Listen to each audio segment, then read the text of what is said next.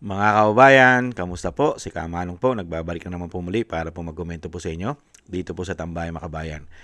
Sana po nasa maayos po tayong kalagayan mga kababayan. Magandang umaga po muna sa inyo, tanghali, hapon, gabi at madaling araw po sa ating lahat.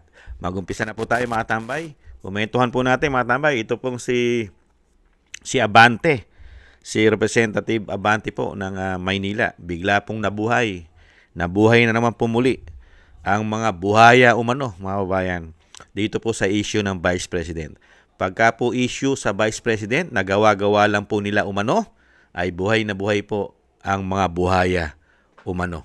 Nais daw po niyang paimbestigahan ang pasabog o expose, mga kababayan, ni Madriaga, mga kababayan. Ibang klase. Pakinggan po natin ito at komentuhan po natin, mga kababayan.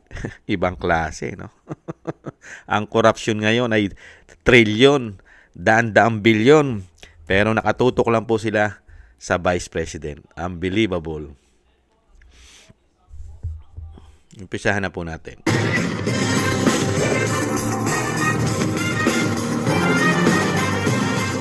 Maayong adlaw mga kapatid, Liway Abasdi para sa News 5 Bisaya. Nanawagan si Manila Representative Benny Abante sa Kamara o sa Office of the Ombudsman nga imbestigahan ang gipadayag sa detainee nga si Ramil Madriaga nga gipondohan kuno sa Pogo operators ug mga illegal drug groups ang kampanya ni Vice President Sara Duterte kaniadtong 2022. Matud ni Abante, detalyado kaayo ang sulod sa gisumpaang affidavit ni Madriaga nga kinahanglan susihon pinaagi sa dokumento, timeline o testimonya. Gikinahanglan ang patas o hugot nga investigasyon tungod kay posibleng adunay kalabutan sa national security ang pagdawat og pondo gikan sa Pogo. Si Madriaga nga anaa sa kustodiya sa Bureau of Jail Management and Penology sa Taguig tungod sa kaso nga kidnapping, miingon nga naghatod siya ug mga bag nga adunay milyones alang sa kampanya. Gingon usab niya nga ang grupo nga Inday Sara Duterte is my president gisustentuhan sa Pogo ug sa mga drug syndicate. Gipanghimakak ni Madriaga nga kaniadto siya ay security aid ni Duterte sa panahon nga siya pa ang mayor sa Davao City ug nga naghatag siya og intelligence report sa iyang opisina. Kini sa mga tong update, magpadayon na sa pagbantay sa social media pages sa News 5 para sa uban pa mga balita Yan ug po update. mga tambay. Amping tangtanan. Yan po ang pahayag, mga tambay, ng balita kay Abante. At ito naman po yung kumakalat po. Yung kumakalat po sa sa social media na kanya pong pahayag. Ito po, mga kabayan. Yan po ang kanyang pahayag ni Abante. Ano po sinasabi ni Abante dyan, mga kabayan? Ayan. Abante nais pa imbestigahan ang expose ni Madriaga. May implikasyon din ito sa pambansang seguridad dahil ang Pogo ay connected sa China.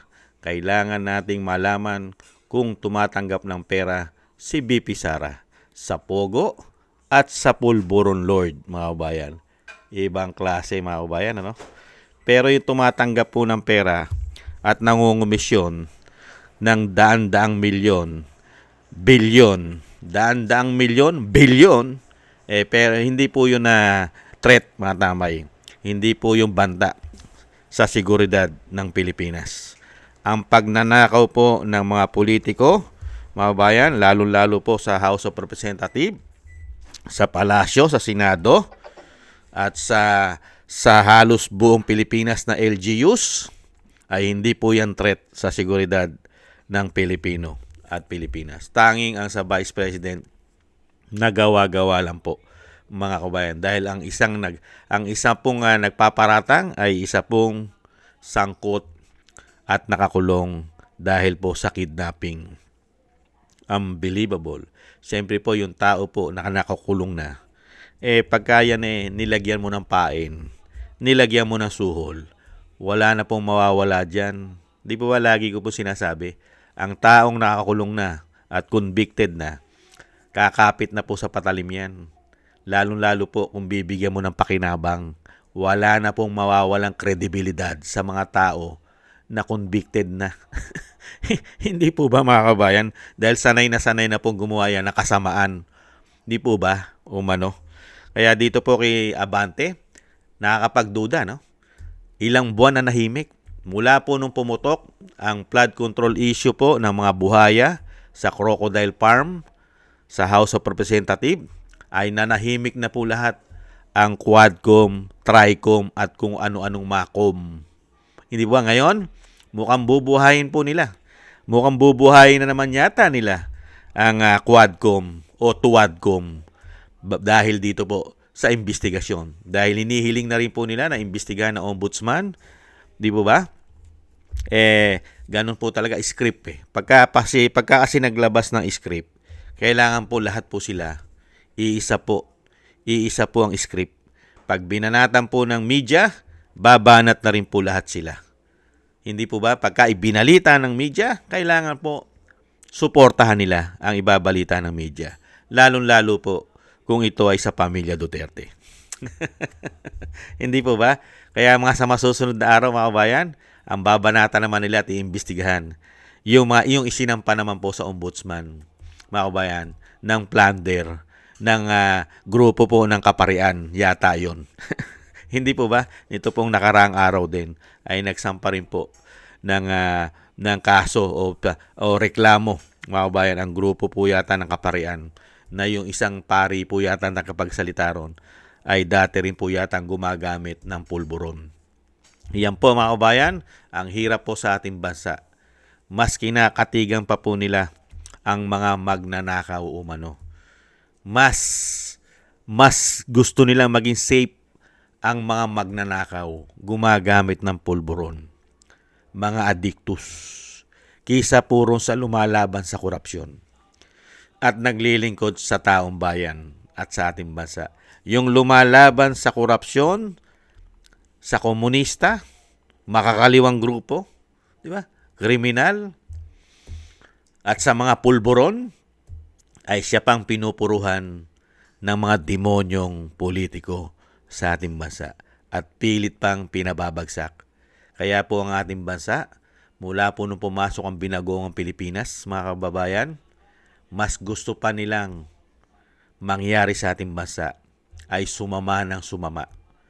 Pagsama-samahin at paramihin ang mga addictus, mga pulburon lord, mga magnanakaw, kriminal, at lalong-lalo po mga politiko.